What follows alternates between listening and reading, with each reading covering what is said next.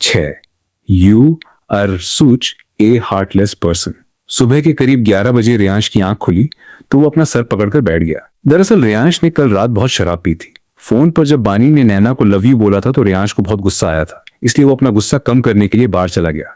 फिर घर आने पर रूम में बानी को देख उसे बानी का लव यू कहना याद आ गया था, इसलिए रियांश कल अपना सारा कंट्रोल खो बैठा था।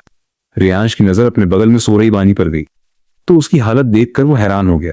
उसने कंबल हटाकर बानी के पूरे शरीर को देखा। बानी की पूरे शरीर पर बेल्ट के निशान थे जो हल्के नीले पड़ गए थे। रियांश ने कल नशे और गुस्से में बानी को बहुत मारा था जो हल्के नीले पड़ गए थे। उसने बानी के ऊपर वापस कंबल डाल दिया और फिर बानी के चेहरे को देखा जिस पर आंसुओं के निशान थे, साथ ही उसके गालों पर सारी रात रोने की वजह की आंसुओं की धारियां बन गई थी।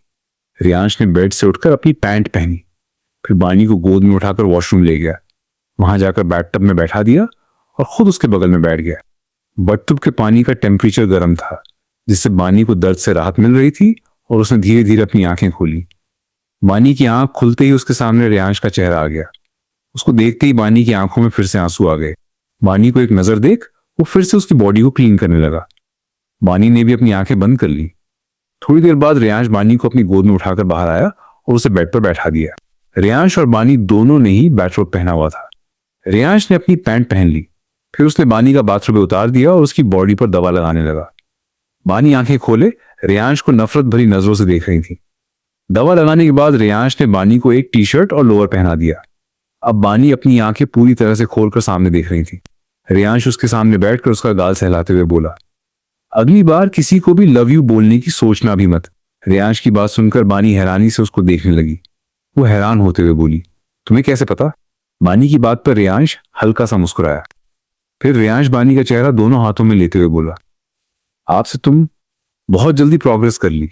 वेल, मुझे ये इसलिए पता है क्योंकि मेरी नजर हर वक्त तुम पर रहती है। रियांश की बात सुनकर बानी ने थोड़ा कंफ्यूजन में उसे देखा। तभी उसके दिमाग में कुछ स्ट्राइक हुआ और उसकी आंखें हैरानी से बड़ी हो गई। बानी हकलाते हुए बोली, मत, मतलब तुमने मेरा फोन टैप किया है? बानी की बात सुनकर उसके फेस पर डेविल स्माइल आ गई। बानी उसकी स्माइल देखकर समझ गई कि वो सही सोच रही है। बानी ने अपने हाथों की मुट्ठियां बना ली। उसे बहुत गुस्सा आ रहा था क्योंकि उसके सामने जो इंसान बैठा था उस पर हर वक्त नजर रख रहा था, लेकिन वो चुप ही रही। रियांश अपनी शर्ट और ब्लेजर पहन कर आया और बानी के सर पर किस करके उसके गाल पर हाथ रखकर बोला, अपना ध्यान रखना बेबी, मुझे आज कुछ काम है तो मैं जा रहा हूं। इतना बोलकर रियांश रूम से बाहर निकल गया। उसके जाते ही बानी ने गुस्से में अपने हाथ के पंच बनाकर बेड पर मारा। उसकी आंखों में आंसू आ गए थे। वो खुद से बोली, तुम बहुत बुरे हो रियांश ओबेरॉय, बहुत बुरे। दिल नहीं है तुम्हारे पास। You are such a heartless person. तुमने मुझे मेरी फैमिली से दूर कर दिया। मेरे भाई को मारने की धमकी देकर मेरे साथ जबरदस्ती की नफरत करती हूँ मैं तुमसे, सिर्फ नफरत। ये बोलते वक्त बानी की आंखों में रियांश के लिए नफरत साफ दिख रही थी। तभी बानी की नजर रूम में लगे ड्रेसिंग टेबल पर गई और बानी कुछ देर उस ड्रेसिंग टेबल को घूरती रही। इस वक्त बानी के चेहरे पर रियांश के लिए सिर्फ नफरत थी। उसके चेहरे पर कोई भाव नहीं थे। उसके दिमाग में क्या चल रहा था ये बता पाना मुश्किल था। थोड़ी देर बाद बानी ने गहरी सांस ली और धीरे से बेड से उठकर वॉशरूम चली गई। हालांकि वो ठीक से चल नहीं पा रही थी क्योंकि उसे बहुत दर्द हो रहा था। थोड़ी देर बाद बानी वॉशरूम से बाहर आई और बेड पर लेट गई।